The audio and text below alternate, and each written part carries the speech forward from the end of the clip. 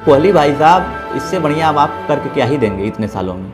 मतलब उस बंदे ने इतनी कोशिश की, लेकिन आरसीबी का और कोई प्लेयर कोशिश ही नहीं करता कोहली के अलावा। और शायद वो अब मुंबई से आरसीबी को सीख लेनी चाहिए। जिस तरीके से Rohit Sharma out of form हुए, बाकियों ने आके संभाल लिया ना, लेकिन कोहली जब आउट होते हैं ना तो कोई संभालने वाला होता नहीं है। अब ऐसा पता नहीं क्यों है कि कोहली जैसे ही आउट होंगे कोई नहीं संभाल पाता आरसीबी को। आरसीबी वाले परेशान इस बात से हैं यार, कहीं हार की शुरुआत तो नहीं हो गई है आरसीबी वालों को। उनके फैन बड़े कॉन्फिडेंट हैं और एक ही मौका आया है जीत जाएं, लेकिन जिस तरीके से मुंबई उनके लिए खतरा है ना भाई साहब, बहुत ज़बरदस्त तरीके से। क्योंकि आरसीबी वालों को सिर्फ एक खतरा है मुंबई से, और वो है बुमराह, रोहित, सूर्य कुमार और तिलक, 4। और ये 4 अगर निपटा ले गई ना आरसीबी, मामला उनका एकदम फिट है।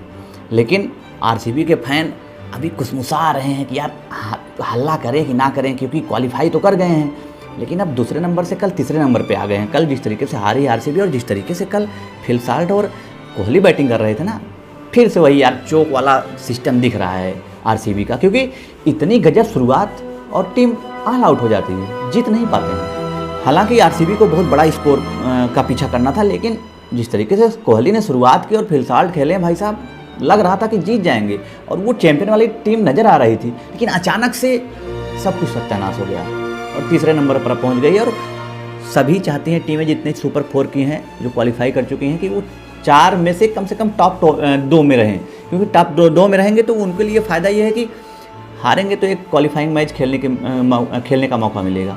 लेकिन फिर वही घूम फिर के बात आ जाती है कि आरसीबी वाले फिर कहीं चूक तो नहीं कर दिए, और वो जो फियर प्रेशर होता है आरसीबी वाले, उसमें बिखर तो नहीं गए। क्योंकि कोहली भाई साहब, इससे बढ़िया अब आप करके क्या ही देंगे इतने सालों में। मतलब उस बंदे ने इतनी कोशिश की, लेकिन आरसीबी का और कोई प्लेयर कोशिश ही नहीं करता कोहली के अलावा। और शायद वो अब मुंबई से आरसीबी को सीख लेनी चाहिए। जिस तरीके से Rohit Sharma out of form हुए, बाकियों ने आके संभाल लिया ना, लेकिन कोहली जब आउट होते हैं ना तो कोई संभालने वाला होता नहीं है। अब ऐसा पता नहीं क्यों है कि कोहली जैसे ही आउट होंगे कोई नहीं संभाल पाता आरसीबी को। अदर टीम में जो ज़्यादा चैंपियन बनी है, आप जिस टीम को उठाएंगे तो वो देखने में लगता है कि यार एक प्लेयर जो उनका मेन आउट होता है तो दूसरे लोग आके संभाल लेते हैं। ये है सबसे बड़ी दिक्कत आरसीबी को। और जिस तरीके से भाई साहब मामला एकदम आ गया है कि भाई आरसीबी वाले फैन जो हैं, अब तो बस भाई एक बार तुम फाइनल में पहुँचो और उसके बाद हम देखो कैसे बाहर आते हैं जश्न मनाने। तो वो शायद कसक रही जाए, क्योंकि मुझे ऐसा लगता है पर्सनली कि चूक कर सकती है आरसीबी अफ्रीका की तरह। क्योंकि वो अब इनके मन में आ गया है, क्वालिफाई कर गए हैं, तो वो अब उन कप के लिए वो जहन में है सबके प्लेयरों की कि भाई अब कप के लिए। और वो जब आ जाता है ना, अब एक तो मुंबई है, मुंबई बड़े मैचों का खिलाड़ी, बड़े मैचों की टीम, वो एक आईपीएल का ऑस्ट्रेलिया है समझ लीजिए।